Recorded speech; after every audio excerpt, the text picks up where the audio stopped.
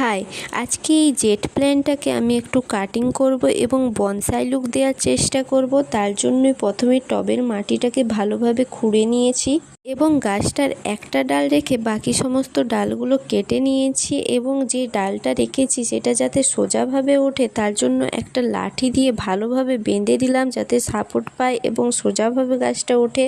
এবং গাছটার ওপরের ডগাটাও কেটে নিয়েছি যাতে বেশি বেশি ডালপালা গজায় এবং এর ফলে আমি বনসাই লুক দিতে পারি। বনসাই লুক দেওয়ার জন্য সবথেকে বড় কাজ হলো গাছের ডালগুলোকে সময় মতো কাটতে হবে।